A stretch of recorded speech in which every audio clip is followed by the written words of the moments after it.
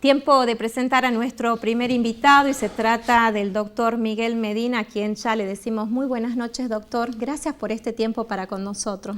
Buenas noches, Mónica. Gracias por la invitación. Bueno, doctor, cuando se plantea en los medios esta situación que la exponía el gobernador y a través de una conferencia de prensa el propio procurador de la provincia, el doctor hace referencia a un plan conspirativo en su contra.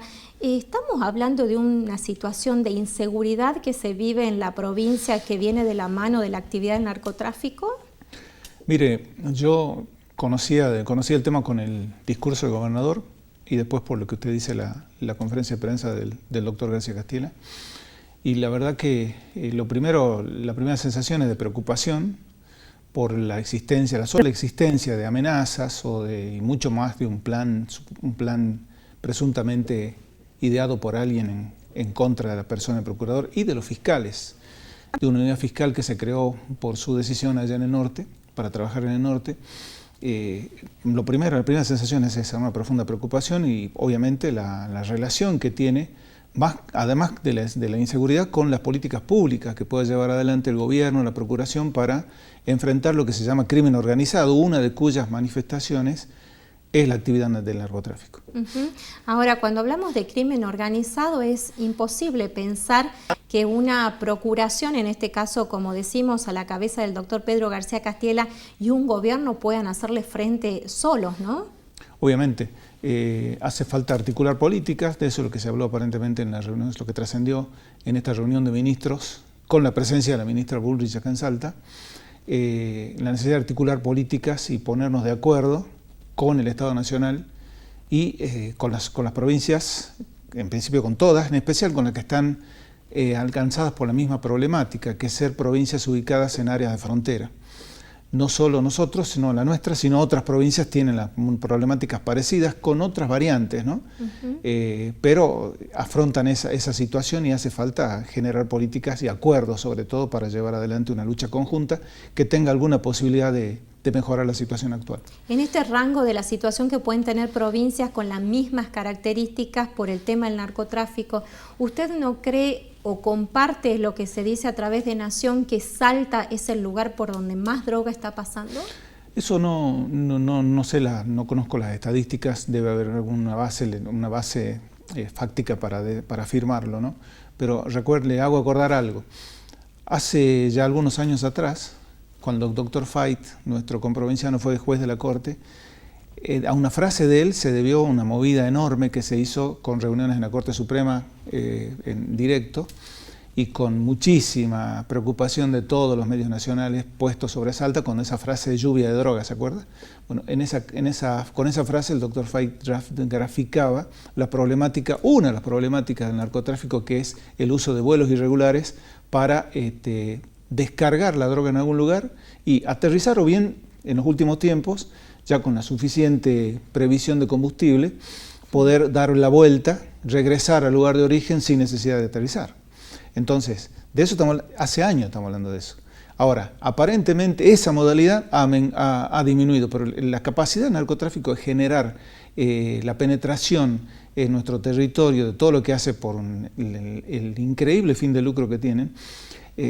Fíjese la última modalidad, esta de contratar jornaleros, es decir, personas de muy bajos ingresos, si los tienen son muy bajos y si no normalmente no los tienen, son reclutados ya como bagalleros de ellos, digamos. Y les pagamos, según se dice, por la cantidad de recorrido que hacen con la sustancia hasta llegar a algún lugar. ¿Harán la doble actividad, doctor? ¿La de jornaleros en el campo donde están ocupados y al mismo tiempo la de ser pasadores de droga? Esa es una preocupación de la criminología que dice, un poco desmintiendo esa creencia que tenemos todos, ¿no? Por lo menos casi como un ideal, que el trabajo dignifica y con ello solo uno tiene asegurada su subsistencia. Sabemos que eso no es cierto en países como el nuestro, que tiene grandes postergaciones, muchas desigualdades y mucha pobreza. De eso sí hay acuerdo en que los índices de pobreza que de la Argentina son directamente muy altos, por decirlo de una manera muy suave.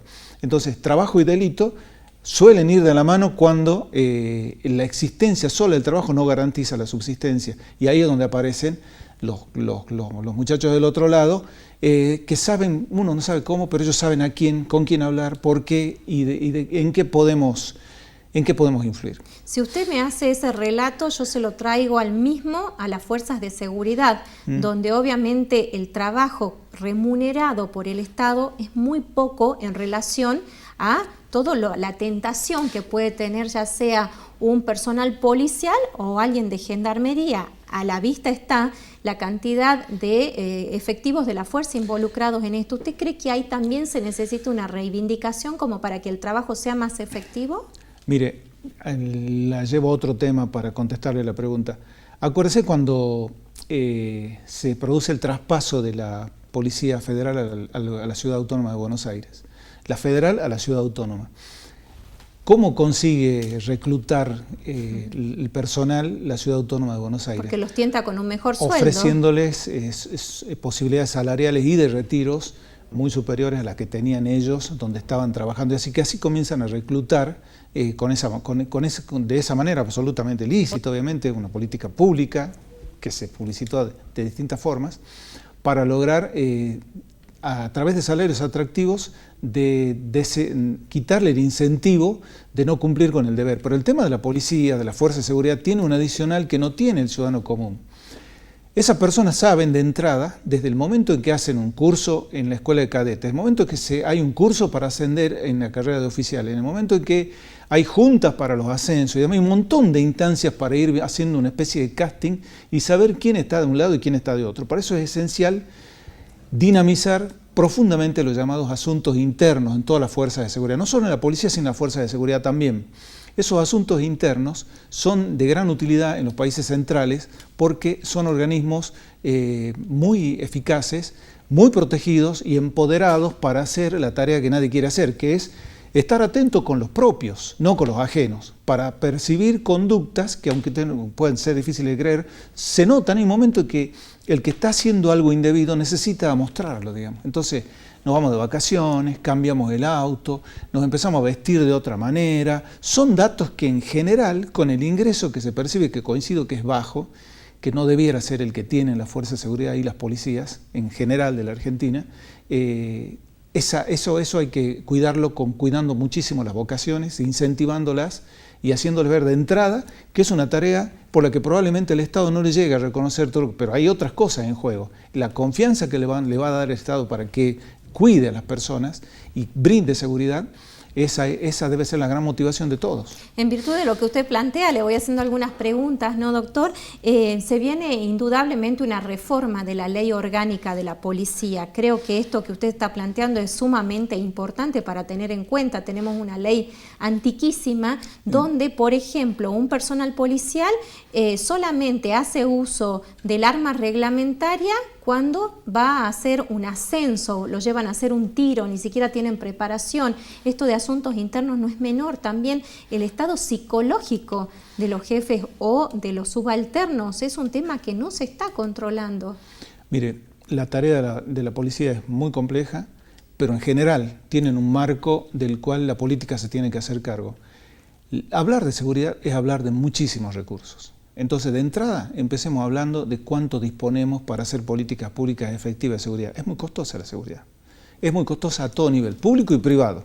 Pregúntele a las empresas cuánto invierten en su seguridad privada de cada uno de los establecimientos que tienen o que deben cuidar. A las empresas transportadoras de caudales, cuánto invierten en eso. Son sumas enormes que la actividad privada capaz que tiene más chance que el Estado. El Estado se ve siempre en inferioridad de condiciones. Pero igual hay o deja soslayado ese tema también. Asumen que es lo que pueden y probablemente sea cierto. Uno no conoce exactamente el manejo de las cuentas, como ministro de Economía, un jefe del área de finanzas, para saber qué es lo que podemos disponer para cada área. Eso lo conocen. Pero el control del recurso humano se necesita solo un departamento de 10 personas que pueda controlar el recurso humano y también optimizarlo. ¿No lo considera así? Es que en una fuerza armada es muy difícil eso. Una fuerza que tiene armas, que tiene otra predisposición y que tiene un régimen bastante estricto, disciplinario interno, es más complicado que eso. Entonces es una tarea no solo de los jefes de dependencias, después, acuérdense cómo está organizada la policía. Tiene una cúpula, tiene una plana mayor, tiene regionales, que ahora son muchas más que las que había en su momento, porque se han ido descentralizando las tareas en el interior, y acá también en la ciudad capital, que ha crecido muchísimo, una ciudad que va rumbo al 1.000.000 de habitantes, necesariamente va a tener problemas de seguridad, inevitablemente va a tenerlos. ¿Cree que los gobiernos de Salta, no por hablar del actual, sino los anteriores, se han relajado un poco con el tema de seguridad y hoy nos golpea muy de cerca esto, algo que realmente sorprende porque estamos todos sorprendidos? Mire, cuando yo empecé a ejercer la profesión, el área de seguridad pasaba de medio desapercibida y formaba parte de las atribuciones del ministro de Gobierno. Nadie se le hubiera ocurrido discutir eso. Generalmente el Ministerio de Gobierno se llama de Justicia y Educación, que en general manejaba las tres áreas. Justicia, Gobierno, Justicia y Educación. Después Gobierno solo, pero ahí estaba escondida una Secretaría de Estado de Gobierno. En esa Secretaría de Estado de Gobierno estaban la cárcel y la policía. Mira a dónde hemos cambiado de esa pequeña estructura a un ministerio propio, con recursos, con personal, con todo lo que usted pueda poner a disposición de un ministerio que tenga cierto vuelo, como puede ser el de seguridad, y tanta cantidad de gente dependiendo de él. Se ha puesto lo mejor, yo creo que se hizo lo mejor posible en cuanto a intenciones, conozco a las personas, creo que se puso lo mejor para lograr los objetivos propuestos, pero son muy difíciles y encima no se ven enseguida. Los efectos de las políticas públicas de seguridad se ven con el tiempo, mientras como tanto todo, hay que plantear, en educación, hay que plantearlos pero ir planteando desafíos que sean asimilables y que sean posibles. Y encima una política activa de comunicación, la vinculación con ustedes, con los medios, para hacer públicas las tareas que se hacen, que no sea todo secreto. Yo creo que la opinión pública puede respaldar como nadie las políticas de seguridad. Doctor, ¿usted cree que las fuerzas de seguridad tienen que estar al frente de ellas un civil o alguien de la fuerza? El criterio que ha predominado en Argentina en los últimos 20 años más o menos ha sido poner civiles. Poner civiles en el ministerio. Se llama de distintas formas, ¿no? Se llama Ministerio de Seguridad, se llama como con la gestión de Juan Manuel Urtubey, acuérdense que era Seguridad, Justicia y Derechos Humanos. Más ambicioso todavía, ¿no? Era correr el arco un poco más. Muy ambicioso, por supuesto. Después hubo que dar marcha atrás en su momento y empezar a descentralizar. Era contradictorio los derechos humanos con la seguridad. Sí, había un momento en que podía haber una crisis ahí, ¿no? Entonces, pero lo que se trató es de hacer eso. Ahora, ¿cómo se ejecuta y cómo se lleva a la práctica? Esa es la tarea más compleja, ¿no? ¿Y al frente de la policía o de un servicio penitenciario usted cree que tiene que haber un civil o No. En la fuerza, yo creo que la jefa de la jefatura de policía tiene que ser un hombre en actividad de la fuerza, al cual conozcan los subordinados y en lo posible lo sigan. A veces no lo conocen, a veces como el proceso de designación de jefe de policía no es nada fácil. Hay una especie de casting que se hace en el poder para llegar a establecer quiénes reúnen las mejores condiciones. A veces el que se elegir a uno conlleva el retiro de otros. Por ahí tenemos que armar una cúpula completa a causa de ese movimiento que hacemos. Entonces, hay que tener mucho cuidado con eso, pero creo, contestando su pregunta, que debe ser un hombre de la fuerza, tanto en la policía como en la cárcel. Ahora, lo que también está sorprendiendo, pero ya más con las cartas sobre la mesa, es la vinculación de actores políticos dentro del narcotráfico. Si nos remontamos algunos años atrás, usted también ha tenido la oportunidad de juzgar a gente del sector político involucrada en estas actividades ilícitas. ¿Usted cree que la línea es muy finita entre la política y la actividad delictiva? En este tema en particular que hoy se plantea, por ejemplo, el intendente Salvador Massa, otro candidato a intendente de Orán que también está hoy preso. Mire, lo grave Perdón, es que... no Salvador Massa, Aguas Blancas, me equivoqué. Exactamente, Aguas Blancas. Ahí está el caso del hermano del actual intendente que fue víctima de un caso de sicariato probablemente, ¿no? Entonces, lo grave, lo que no debiéramos hacer es generalizar, digamos.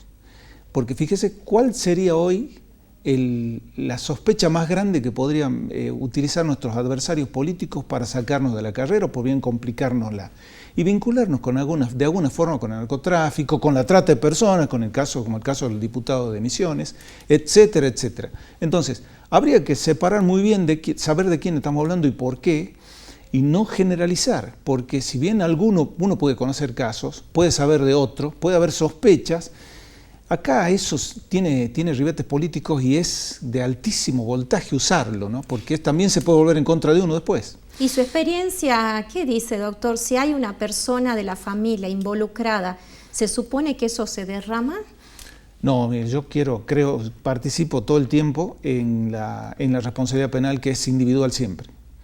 No hay familias, es responsabilidad de cada uno. Entonces, el padre se hará cargo de lo suyo, el hijo de lo suyo, mientras sea mayor, tenga la edad de punibilidad que hace falta según la ley penal argentina. Cada uno se hace responsable de su parte, digamos. No es que los pecados de los padres se transmitan a los hijos o viceversa. También puede ser al revés, ¿no es cierto? Entonces, porque el hijo está, el padre debiera estar. No es así. Cada una de las responsabilidades debiera investigarse y demostrarse. Pero mire usted, ¿no? En el microtráfico la policía siempre dice, volteamos un punto de venta y enseguida vuelve la madre, el hijo, el primo o el sobrino, eso reduciéndolo a lo que es el ejido capitalino, que es lo que tenemos conocimiento, ¿no? Se da la contrapartida. Exactamente. En el caso de lo que antiguamente se conocía como bajo chico, y eso hoy ya no debiera utilizarse porque pareciera ser medio discriminatorio, ¿no? Estigmatizante. Exacto, estigmatizar, por ejemplo, a todas las personas decentes que viven en toda esa zona, que no tienen absolutamente nada que ver con esto, que vivían entonces y siguen viviendo ahora, ¿no? Pero lo que usted dice están así.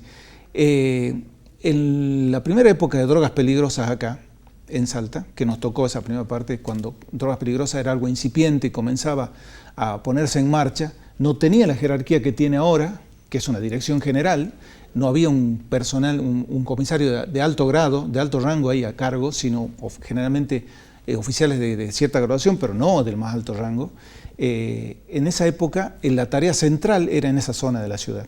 Y pasaba lo que usted dice, se desbarataba una llamada boca de expendio y automáticamente alguien de la familia continuaba el negocio. Me estoy acordando en este momento de 1 o 2 casos fácilmente de ese tema. Pero también pasaba que cuando se desbarataba una boca de expendio, se abría otra en la misma zona, muy cerca, pero ya de otra procedencia y con otros responsables. Ya no era una cuestión familiar. Es decir, no necesariamente. A veces sí, a veces no. Doctor, lo tendría horas hablando porque es apasionante, pero para terminar hay un tema que está muy en boga y es la implementación tal cual lo establece la Constitución de los juicios por jurado. Ah, sí. ¿Usted es partidario de esa modalidad circunscribiéndonos a Salta? Sí, mire, yo hace poco estuve en un seminario muy interesante que se armó en la Católica, donde coincidieron las facultades de Ciencias Jurídicas y la de Ingeniería en armar una cosa muy valiosa, muy interesante, estuvo casi todo fue atractivo al final. Y a mí me tocó hablar de la primera experiencia argentina, que era el juicio por jurados en Córdoba, 1998. Yo, cuando empecé esto, empecé a dedicarme empecé a ejercer la profesión y fui tomando cada vez más fuerza, más fuerte la inclinación por las ciencias penales, no solo por el derecho penal, pero las ciencias penales en general, y la parte procesal, militaba en una tendencia que decía que el jurado no era una institución apta para la Argentina.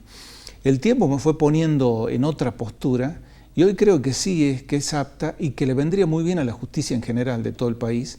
Traería no solo aire fresco, sino que traería más compromiso a la ciudadanía con lo que hacen los jueces. Porque mientras eso no pase, los jueces son opacos, la gente no los conoce, la gente no sabe quiénes son, y eso no es bueno.